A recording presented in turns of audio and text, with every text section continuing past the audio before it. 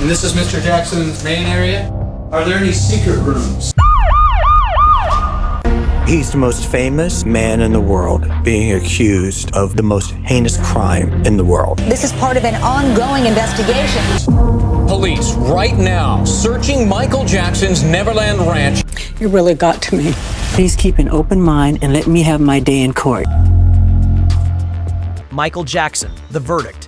Full episode-by-episode explanation. More than 20 years after one of the most closely watched celebrity court cases ever put before a jury, the story is back in the spotlight. This time, it's Netflix attempting to pull viewers behind the headlines and inside the courtroom with its three-part documentary series, Michael Jackson, The Verdict. For years, the 2005 trial has remained one of the most debated events in entertainment history. To the other ends of the earth to support Michael Jackson. To some, it was the moment a global superstar successfully defended himself against allegations he insisted were false. To others, it left questions that never fully disappeared. Regardless of where people stand, one thing is undeniable. The trial changed Michael Jackson's life forever.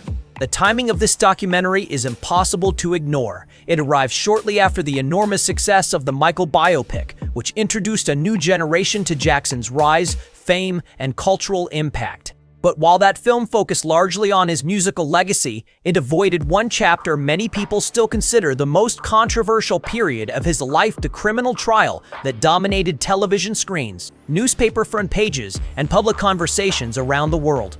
The whole thing is a lie. Case, then? Why did you settle the case? And it looks to everyone as if you paid a huge amount of money. Most of that's to get folklore. silence. I talked to my lawyers and I said, can you guarantee me that justice will prevail? According to director Nick Green and executive producer Fiona Starton, the purpose of the series is not simply to retell familiar headlines. Instead, they say they wanted to revisit the trial through the eyes of people who were actually there. Prosecutors, defense attorneys, journalists who sat in the courtroom every day, investigators who worked behind the scenes, even jurors who helped decide the final outcome. What makes the documentary especially intriguing is that many of these individuals are speaking publicly about certain aspects of the case years after the verdict was delivered. Some describe moments that never made it into television reports. Others revisit evidence, testimony, and courtroom strategies that were overshadowed by the non-stop media frenzy surrounding Jackson himself. And make no mistake, the media frenzy was unlike anything seen before. Every day of the trial became a global spectacle. News helicopters hovered overhead. Reporters camped outside the courthouse from sunrise to sunset. Fans traveled thousands of miles just to catch a glimpse of Jackson entering the building. Just look into the man's eyes, he loves children. Look at what he built, Neverland. That's someone who loves kids. He's a child that never grew up. I travelled to the other ends of the earth to support Michael Jackson. Critics and supporters battled for control of the public narrative while cameras captured every development. Yet despite all that coverage, the filmmakers argue that much of what happened inside the courtroom was never fully understood by the public. That's the gap this documentary attempts to fill.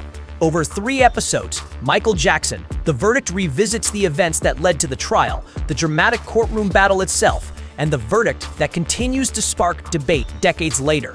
Along the way, viewers are presented with new recollections, previously unheard stories, and claims from people who were directly connected to the case. Some of those claims are controversial, some are emotional. Others challenge long-held perceptions about what happened during those turbulent years. And perhaps the most talked about revelations come from individuals who say they witnessed events at Neverland Ranch long before the trial began. That's where the story starts. And that's where Episode 1 takes viewers. Episode 1, The World Behind Neverland. The first episode transports viewers back to the early 2000s when Michael Jackson was living at Neverland Ranch and facing increasing scrutiny from both the media and law enforcement. In 2003, Michael Jackson was indicted on 10 criminal counts, including child molestation and giving alcohol to a minor. The 2005 trial that stemmed from those charges resulted in an acquittal of all charges. The series is going to feature first-hand accounts from jurors, witnesses, attorneys, accusers, defenders, and the media figures who were present during the proceedings. By this point, Jackson's relationship with children had already become a subject of intense public discussion. His habit of inviting families to Neverland and spending time with young fans had generated years of headlines, speculation, and controversy. Supporters viewed his behavior as an extension of his unusual upbringing and lifelong desire to recreate the childhood he never had. Critics saw it very differently. Against this backdrop, the documentary begins examining Jackson's relationship with Gavin Arvizo and the Arvizo family, whose allegations would eventually lead to the criminal case that placed Jackson on trial. The series explores how the family became part of Jackson's inner circle during a period when he was dealing with enormous public pressure. According to accounts presented in the documentary, members of the Arvizo family spent significant time at Neverland Ranch, developing what appeared to be a close relationship with the singer. Whole premises? There was one night I stood in there, I asked him if I could stay in his bedroom. And he let me stay in the bedroom. And I was like, Michael, you can sleep on the bed. And he was like, no, you sleep on the bed, sleep on the bed. We're like, no, you sleep on the bed. At first glance, many of the interactions shown in the documentary seem ordinary. But as viewers already know, this relationship would eventually become the center of a legal battle that captured worldwide attention. And then the documentary introduces one of its most controversial voices.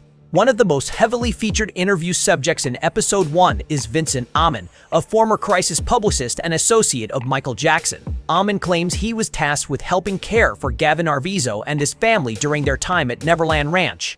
According to his account, he spent enough time around the family to observe their interactions with Jackson firsthand. Years after the events in question, Amen says he still possesses photographs and memorabilia from that period. Among the items shown in the documentary are Polaroid photographs that Amen claims have remained in his possession for nearly 2 decades. When I found a magazine that had circles around the videos to be ordered of naked children and naked families, it was a nudist magazine. One image allegedly includes a handwritten message from Gavin's younger brother, Star.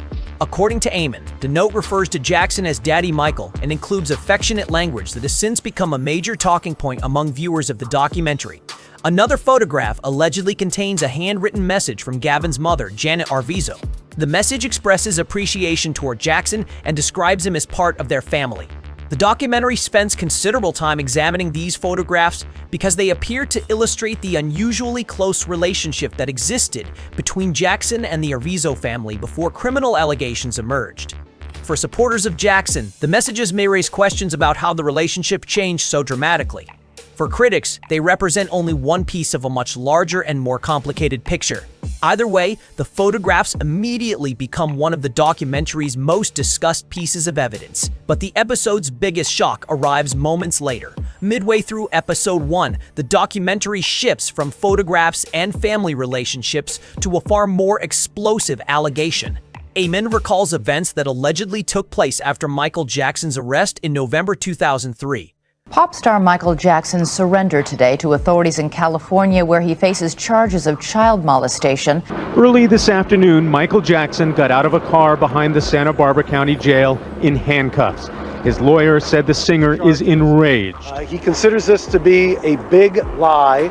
He understands the people who are outraged, because if these charges were true, I assure you Michael would be the first to be outraged. According to Amen, Jackson associate Frank Tyson was helping remove items connected to Neverland Ranch. During this process, Amen says Tyson handed him a Nike bag. At first, he claims the bag seemed insignificant, but according to Amen's account, curiosity led him to open it. Inside, he says, he found a magazine containing advertisements for videos featuring nude children.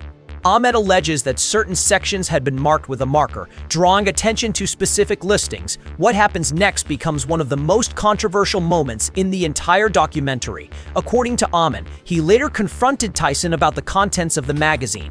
Amen claims Tyson told him that he and Jackson had viewed such material together in the past. The documentary presents this as Amen's personal recollection of events. Importantly, the series also notes that Tyson did not respond to requests for comment regarding the allegation. The documentary does not present independent proof supporting Amen's claims, nor were these specific allegations established in court.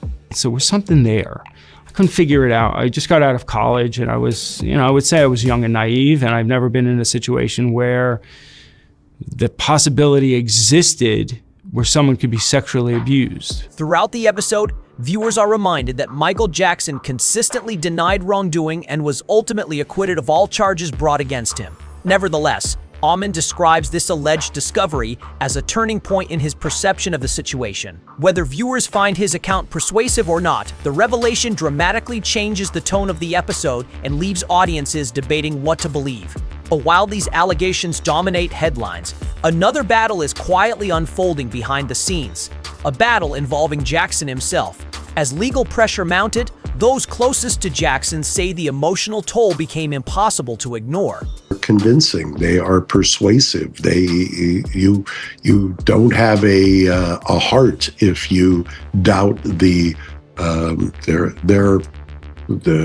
their emotional damage and sincerity and their authenticity. I saw it firsthand. I've spent an inordinate amount of time with them, listening to them. Defense attorney Mark Geragos, one of the most recognizable figures from the trial, provides some of the documentary's most personal insights into Jackson's condition during this period.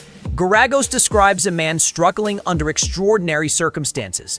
According to him, Jackson was facing not only criminal accusations, but also relentless media coverage, financial strain, and the possibility of spending years fighting for his freedom. Geragos recalls moments when members of the defense team became genuinely concerned about Jackson's physical and emotional state. At one point, he described seeing Jackson in such distress that questions arose about whether he would be capable of enduring a lengthy courtroom battle. The documentary paints a picture of a man whose life had become increasingly isolated and chaotic as the investigation intensified. For someone who had spent decades living under public scrutiny, this may have been the most difficult period of all, and yet the worst was still ahead. Because soon every accusation, every witness, and every piece of evidence would be tested before a jury. By the end of the first episode, viewers are left standing at the edge of the courtroom battle that would define the rest of Michael Jackson's life. Please keep an open mind and let me have my day in court. I deserve a fair trial like every other American citizen. I will be acquitted and vindicated when the truth is told. On one side are allegations that led prosecutors to pursue one of the most famous criminal cases in modern entertainment history. On the other are defense attorneys, family members, and supporters who insist Jackson was the victim of false accusations. The documentary doesn't offer easy answers. Instead, it presents a collision of competing narratives, conflicting memories, and deeply divided opinions. And as the courthouse doors prepare to open, the biggest question remains unanswered. What would happen when 12 jurors were finally asked to decide the fate of the most famous entertainer on the planet? The answer begins in Episode 2. Episode 2, Inside the Courtroom and the Battle for the Jury. By the time Episode 2 begins, the story has moved beyond allegations and investigations. The spotlight now shifts to Santa Maria, California, where one of the most anticipated celebrity trials in modern history is finally underway. For Michael Jackson, this was no longer a public relations crisis. It was a criminal trial with the potential to permanently alter his life and legacy. Every morning, crowds gathered outside the courthouse hours before proceedings began. Television crews lined the streets. International reporters flew in from across Europe, Asia, and South America. News channels dedicated entire segments to analyzing each day's testimony. What made the situation even more extraordinary was the fact that Jackson wasn't just another celebrity defendant. He was arguably the most recognizable entertainer on the planet. Every appearance became an event. Every gesture became a headline. Every witness statement sparked immediate debate. The documentary reminds viewers that the trial lasted nearly 4 months, creating an atmosphere where public interest rarely faded. This is just a sick documentary. It's just sick details about the trial that was accusing Mike of doing some things with kids. When I was a kid and the trial was going on, I kind of, went with what the media was saying. Oh, this family is after money. This family's mad. Mike come up. But for many journalists covering the case, it became one of the most exhausting and unforgettable assignments of their careers. Inside the courtroom, however, the focus was not fame. The focus was evidence, and both sides were preparing for a battle that would test every aspect of their case. This documentary really breaks down. It's from both sides. The prosecutor side and the defense attorney is talking, and other people that was involved and close to Michael as well. It doesn't have any of the victims on it. You really get a clear glimpse of what really transpired through videotapes, video footage, just details from the trial that maybe we forgot about over these years. The prosecution entered the courtroom determined to convince jurors that Gavin Arviza's allegations were credible. Throughout the trial, prosecutors called numerous witnesses and presented evidence they believed supported their claims. The documentary revisits how the prosecution attempted to establish a timeline of events and explain why they believed criminal acts had occurred. Members of the prosecution interviewed in the series described the enormous pressure they faced. This was not an ordinary criminal case. Every decision they made would be examined by millions of people. Every witness would be dissected by legal analysts. Every argument would be debated on television before the jury had even left the courtroom. Yet prosecutors remained confident that their evidence would persuade jurors. They believed the facts were on their side, but the defense was preparing an equally aggressive response, and what happened next would become one of the defining battles of the trial. From the very beginning, Michael Jackson's legal team made its position clear. Jackson denied all allegations. His attorneys argued that the accusations were false and that the case was built on unreliable claims. The defense focused heavily on attacking the credibility of the allegations and challenging the prosecution's narrative. According to the documentary, Jackson's lawyers worked tirelessly to highlight inconsistencies they believed existed within witness testimony. This case is about one thing only. It's about the dignity, the integrity, the decency, the honor, the charity, the innocence, and the complete vindication of a wonderful human being named Michael Jackson. Their strategy was straightforward. If jurors questioned the reliability of key accusations, reasonable doubt could emerge. And in a criminal trial, reasonable doubt can change everything. The defense's confidence became increasingly visible as the trial progressed. But there was another piece of evidence that neither side could ignore. A documentary that had already sparked controversy long before the trial began. One of the most fascinating sections of Episode 2 focuses on Martin Bashir's 2003 television documentary, Living with Michael Jackson. Long before the trial started, the documentary had generated worldwide headlines. Millions of viewers watched Jackson discuss his personal life, his childhood, and his relationships with children. Some audiences saw vulnerability, others saw behavior they found deeply concerning. People wonder why I always have children around, because I find the thing that I never had through them. You know, Disneyland, amusement parks, arcade games. I adore all that stuff because when I was little, it was always work, work, work, from one concert to the next. If it wasn't concert, it was the recording studio. If it wasn't that, it was TV shows or interviews or picture sessions. It was always something to do. Regardless of interpretation, the documentary quickly became one of the most talked about television events of the decade. The prosecution believed portions of the film were relevant to their case and introduced segments during the trial. Years later, Martin Bashir reflects on that experience in The Verdict. He recalls watching jurors react as portions of the documentary were played in court, and according to multiple people interviewed in the series, something unexpected happened. As Jackson appeared on screen, accompanied by some of the music that made him famous, courtroom observers began noticing reactions that nobody anticipated. Martin Bashir recalls the atmosphere inside the courtroom shifting. Rather than focusing solely on legal arguments, some jurors appeared visibly engaged by the footage itself. Veteran biographer J. Randy Taraborelli remembers looking around the courtroom and noticing people reacting to the music. Investigative journalist Diane Dimone describes seeing jurors moving gently with the rhythm during portions of the documentary. Even years later, these moments remain memorable to those who witnessed them. Juror Melissa Herard also reflects on the unusual experience. For her, sitting only a short distance away from one of the most famous entertainers in history while hearing songs recognized around the world created a courtroom environment unlike anything most jurors would ever experience. The documentary doesn't suggest these reactions influence the verdict. Instead, it highlights a reality unique to the case. This wasn't simply a defendant sitting before a jury. This was Michael Jackson, a global icon whose fame entered the courtroom with him every single day. And outside those courtroom walls, the spectacle was becoming even larger. If the trial inside the courthouse was dramatic, the scene outside was almost unbelievable. Episode 2 spends considerable time revisiting the extraordinary media frenzy surrounding the proceedings. Satellite trucks filled nearby streets, fans gathered with signs, banners, and homemade tributes. Some supporters traveled from overseas simply to stand outside the courthouse. Others waited for hours, hoping to catch a glimpse of Jackson arriving. News organizations competed fiercely for exclusive information. Every witness became a potential headline. Every courtroom development became breaking news. Journalists interviewed supporters, critics, legal experts, and anyone else willing to share an opinion. For months, the courthouse became the center of a global media storm. But while cameras focused on the crowds, another concern was quietly growing: Jackson's safety.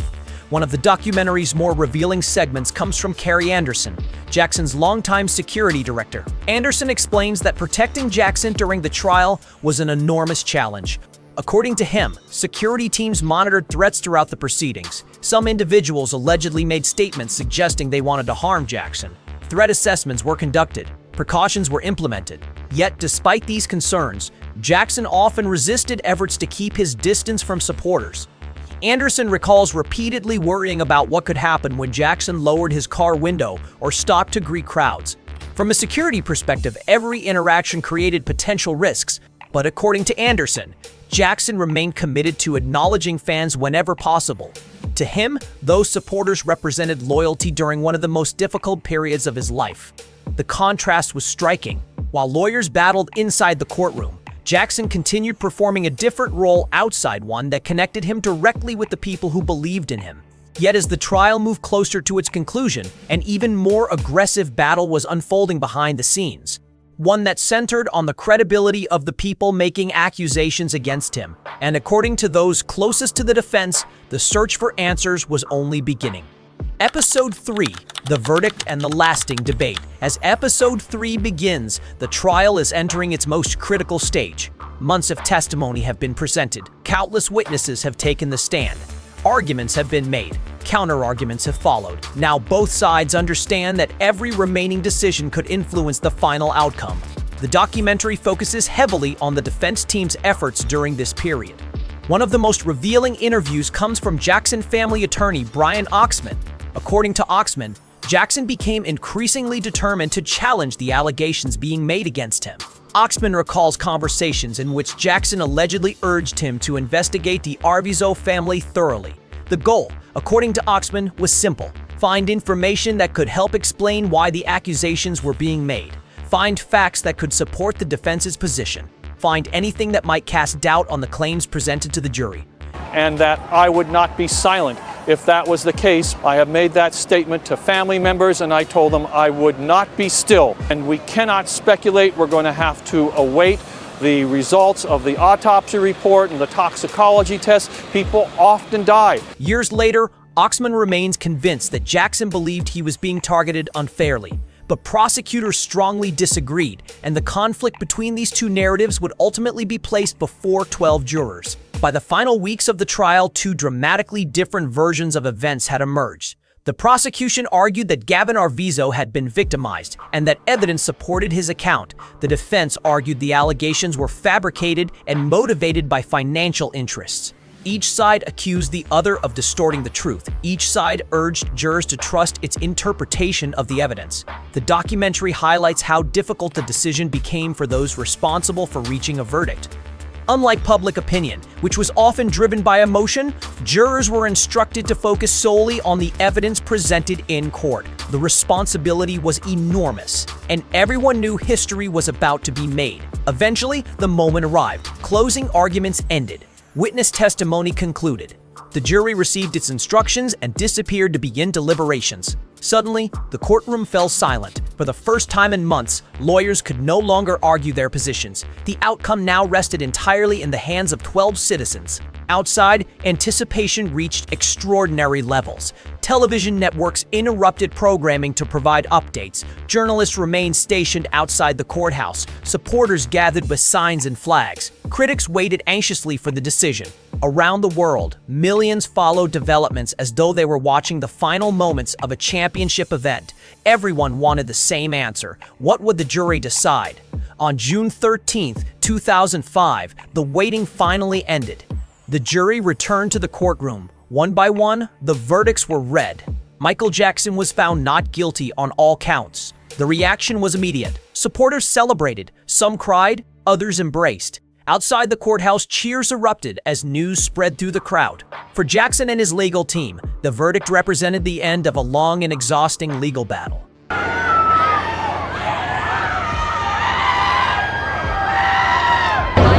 The State of California plaintiff versus Michael Joe Jackson defendant, case number 1133603, count 1 verdict. We, the jury in the above entitled case, find the defendant not guilty of conspiracy as charged in count 1 of the indictment, dated June 13th, 2005, foreperson number 80. After months of uncertainty, the jury had reached its conclusion. Legally, the case was over. But socially and culturally, a new chapter was just beginning. Although acquitted, Jackson never fully escaped the controversy surrounding the allegations. The documentary explores how the trial continued to shape public discussions for years afterward. Even after returning to public life, Jackson faced ongoing questions about the case. Media outlets revisited the allegations repeatedly. Commentators continued debating the evidence. Supporters pointed to the acquittal as proof of innocence. Critics argued that unanswered questions remained. The divide never truly closed. Instead, it became one of the defining aspects of Jackson's public legacy. Then, in 2009, Jackson's death brought renewed attention to every chapter of his life, including the trial. Books were published, documentaries were released, former associates gave interviews, journalists revisited old evidence, and the debate continued. The final moments of Michael Jackson, the verdict, focus on a question that has persisted for decades. Why does this case continue to generate so much discussion? The filmmaker suggests that the answer lies in the unique collision of fame, justice, media influence, and public perception. Few criminal trials have involved someone as famous as Michael Jackson. Few cases have generated such passionate disagreement. And few verdicts have continued to spark debate for so many years afterward. The documentary does not claim to solve every mystery. It does not declare a final winner in the court of public opinion. Instead, it invites viewers to revisit the facts, hear the voices of those who were present, and draw their own conclusions. Because while the jury reached its decision in 2005, the conversation surrounding Michael Jackson, the allegations, and the verdict continues even today. And that may be the most remarkable part of the story. The trial ended, the headlines faded, the courtroom emptied. But the debate never truly stopped. Netflix's Michael Jackson, The Verdict, is about far more than revisiting a courtroom battle from the past. At its core, the series explores how one criminal trial became a cultural event that transcended the legal system and evolved into a global conversation that continues decades later. What makes this story so remarkable is the sheer scale of its impact. This wasn't simply a case involving a famous entertainer. It involved one of the most recognizable figures in modern history, a performer whose influence reached virtually every corner of the world. When allegations emerged, the reaction wasn't confined to court documents and legal filings. It became an international spectacle that dominated television broadcasts, newspaper headlines, radio programs, and everyday conversations. The documentary repeatedly returns to this central idea. Very few trials have unfolded under the level of scrutiny that surrounded Michael Jackson. Every witness statement was analyzed. Every courtroom appearance generated headlines. Every development sparked immediate debate among supporters, critics, journalists, legal experts, and fans. For those who lived through the events, the trial represented different things. For prosecutors, it was a criminal case that they believed deserved to be heard before a jury. For Jackson's defense team, it was a fight to protect a man they argued had been falsely accused. For journalists covering the proceedings, it became one of the biggest media stories of the decade. For fans, it was a deeply personal battle involving someone they had admired for years. And for the jurors, it was a responsibility unlike any they could have imagined when they first received their summons. One of the documentary's most significant achievements is its willingness to revisit these competing perspectives without pretending that the debate has been settled in the court of public opinion. Throughout all 3 episodes, viewers hear from people who experienced the case from dramatically different angles. Some remain convinced that justice was served through the acquittal. Others continue to question aspects of the evidence and testimony presented during the trial. The documentary doesn't erase those disagreements. Instead, it demonstrates how those divisions have persisted for nearly 2 decades. The series also highlights something that often gets overlooked when discussing famous criminal trials: the difference between a legal verdict and public perception. In court, Jurors are asked to evaluate evidence according to specific legal standards. Their responsibility is not to determine what people believe happened. Their responsibility is to determine whether charges have been proven beyond a reasonable doubt. In June 2005, after hearing months of testimony and reviewing the evidence presented, the jury reached its decision. Michael Jackson was acquitted on all charges. That outcome remains the official legal conclusion of the case. Yet, as the documentary makes clear, legal outcomes do not always end public debate. In many ways, the years following the verdict proved that point. Even after the trial ended, discussions surrounding the allegations never completely disappeared.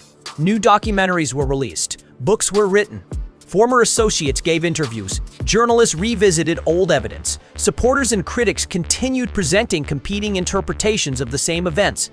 Then came Jackson's death in 2009, a moment that transformed public conversations once again. For some, his passing shifted attention back toward his musical achievements and cultural legacy. For others, it prompted renewed examination of the controversies that had followed him throughout much of his adult life. The result is a story that continues to evolve long after the courtroom doors closed. Perhaps that's why Michael Jackson, The Verdict feels relevant today. The documentary arrives at a time when audiences are increasingly re-examining historical events through new lenses. Modern viewers often revisit old cases, old interviews, and old media coverage with questions that may not have been asked years earlier. In that environment, the Jackson trial remains a subject of enormous interest. The filmmakers themselves acknowledge that they are not offering a definitive answer to every question surrounding the case. Instead, they present viewers with first-hand accounts, courtroom recollections, and personal experiences from individuals who were there when history unfolded. Some of those accounts support long-established narratives. Others introduce details that many viewers may be hearing for the first time. Together, they create a portrait of a case that remains as complicated and controversial today as it was when the trial began. And that complexity may explain why the story refuses to fade from public memory, because this was never just a legal battle. It was a story about fame, a story about media influence, a story about public trust, a story about how celebrity can shape the way people interpret evidence, testimony, and truth itself. Most importantly, it was a story that forced millions of people to confront difficult questions about the relationship between public image and private reality. Nearly 20 years later, those questions remain unresolved for many observers. The jury delivered its verdict. The trial ended.